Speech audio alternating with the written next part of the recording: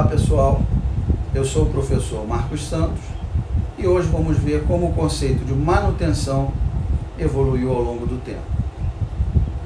Antes da Segunda Guerra Mundial, utilizava-se uma máquina ou equipamento até que ele apresentasse algum defeito ou falha de operação.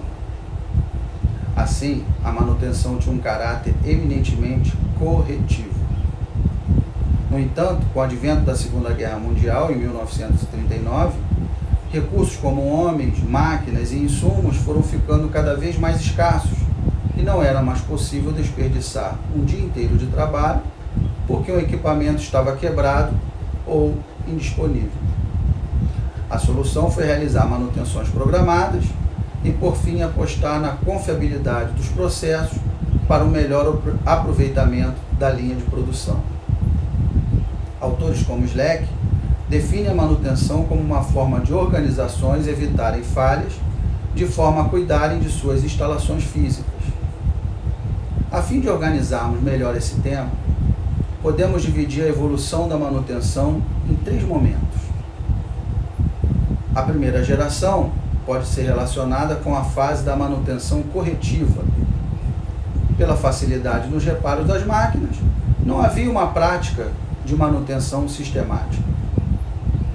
Somente era feito um serviço de limpeza e alguns procedimentos simples, como a lubrificação.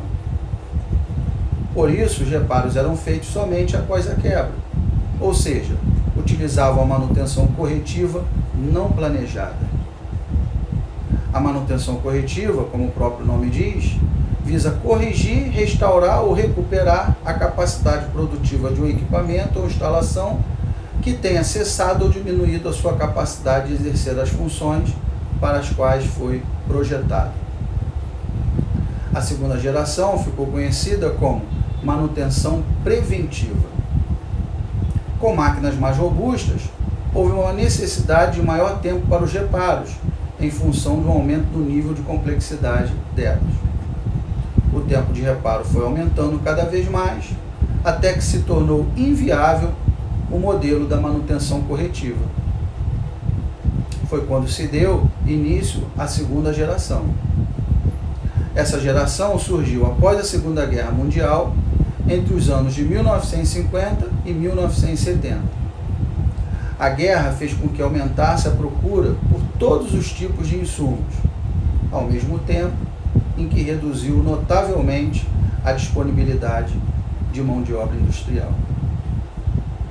Consequentemente, a mecanização cresceu juntamente com o início da complexidade das instalações industriais. A manutenção preventiva exige, acima de tudo, muita disciplina. Só as empresas maiores e mais organizadas dispõem de equipes próprias ou terceirizadas para os serviços de manutenção preventiva. As vantagens da manutenção preventiva são inúmeras. Por exemplo, aumento da vida útil dos equipamentos, redução de custos, inclusive a curto prazo, diminuição das interrupções do fluxo produtivo, criação de uma mentalidade preventiva na organização, programação de horários mais flexíveis e convenientes, melhoria da qualidade dos produtos em função da manutenção das condições operacionais dos equipamentos, entre outros. A terceira geração chama-se manutenção preditiva, pois com o avanço da informática permitiu a utilização de computadores com maior velocidade de processamento e o desenvolvimento de softwares potentes para o planejamento, controle e acompanhamento dos serviços de manutenção. O conceito de confiabilidade começa a ser cada vez mais aplicado pela engenharia e principalmente na manutenção. É o processo de manutenção centrada na confiabilidade. A manutenção preditiva consiste em monitorar certos parâmetros ou condições dos equipamentos e instalações de modo a antecipar a identificação de um futuro problema. Assim, por exemplo, pela análise química do óleo de corte de uma máquina, pode-se detectar problemas de desgaste nas ferramentas de corte.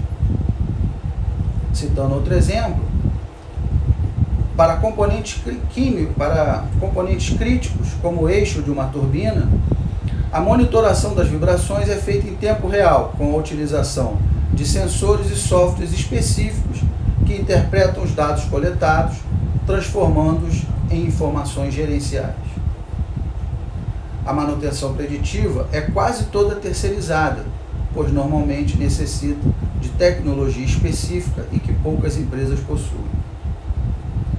Já na década de 60, surgiu no Japão uma filosofia chamada manutenção produtiva total, também conhecida como TPM. Ela visa atingir o que se pode chamar de zero falha ou zero quebra. Isto é, atingir uma situação ideal em que nenhum equipamento venha quebrar em operação.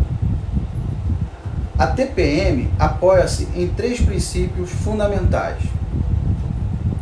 Melhoria das pessoas, segundo a qual, sem o desenvolvimento, preparação e motivação das pessoas, é praticamente impossível atingir um nível adequado de aplicação da TPM.